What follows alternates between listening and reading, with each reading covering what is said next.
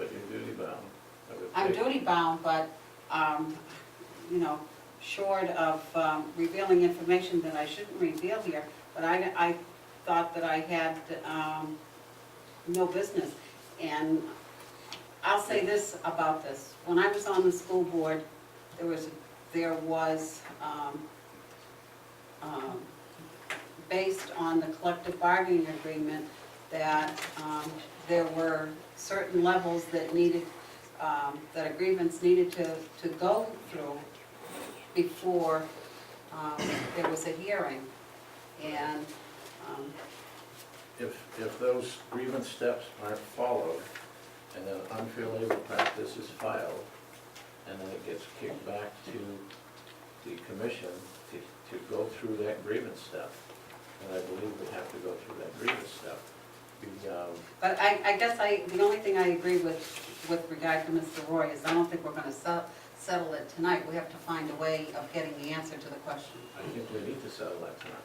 But how do we get the answer to the question? Like, I feel that I shouldn't be sitting on the grievance.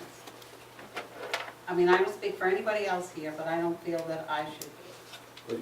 He said, Clark, he said we had the authority, so let's get it from the horse's mouth, and then you can debate it with him.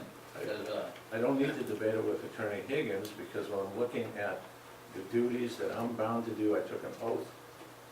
I was sworn into this position. I see nowhere in the state law that says that we can appoint, that the commission can appoint a substitute commission for a particular thing. Now, I'm not a labor attorney, but I can read English, and I think some people erred, and if the attorney gave you that advice, then I would think that it's possible that the attorney may have erred. But without knowing the particulars, I wasn't at that meeting. I'm going by looking at the notices that are sent out.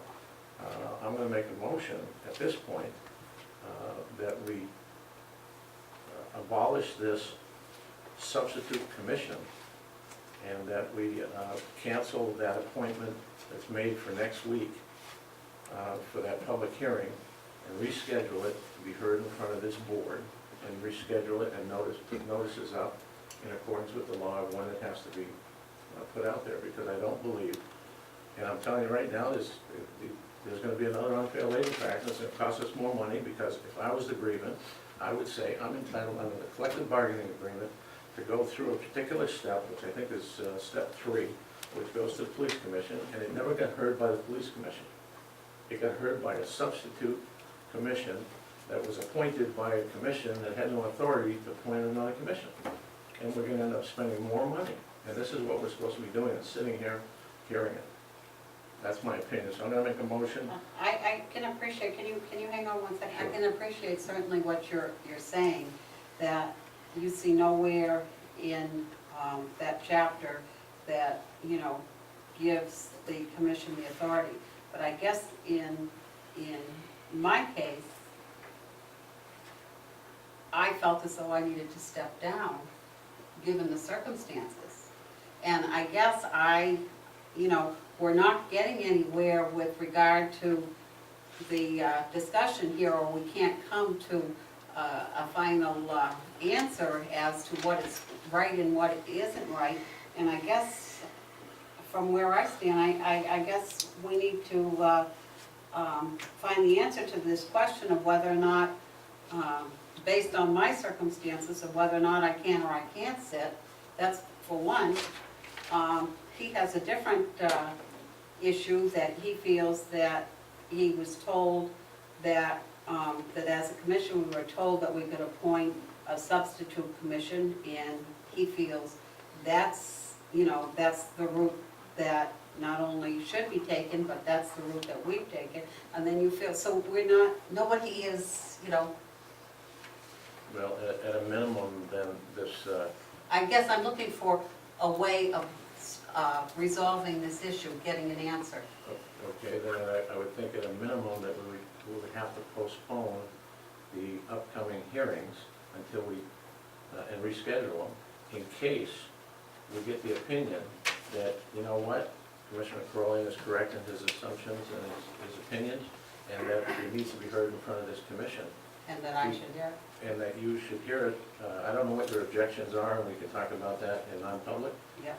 but I think at a minimum that it needs to get postponed, because if it comes back that we are to hear it, and there would be an unfair labor practice, and we don't have the prior commission didn't have the authority to appoint commissioners to hear a particular case, then what do we do at that date? So we need to move that out, suspend it at this point. So you're agreeable to finding the answer to the question? At this point, I would be agreeable, I would make a motion that the hearing that's scheduled for 28th, 29th, is that what's publicly been put out It's the 28th and the 29th. there? That get postponed until we get a ruling from, I guess, the councils, our council, as to what the concerns are and what's legal and what's illegal, because I think at this point, it would be illegal to do that. And if, the other concern I have is if that substitute panel has received any information about this case that's come up, that we might be, not me, because I wasn't part of it, there might be a violation of this person's, Well, I think that's all discussion, it shouldn't even be.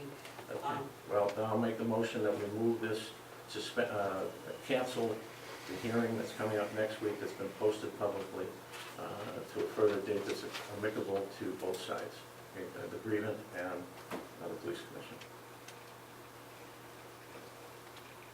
We have 5 working days between now and next Wednesday, so I'm sure we can get an answer from him. From him or From Attorney Higgins. The problem with that would be if Attorney Higgins turns around and says, yes, we need to hear the case, then perhaps I have a scheduling conflict at such short notice of being 5 days. So that's why we need it to be rescheduled. And we're not losing anything, we're gaining by this coming up, and you want to have Attorney Higgins look at it and get his opinion, that's fine, but I'm going on the record that I do not want to be part of that deciding factor of a substitute commission.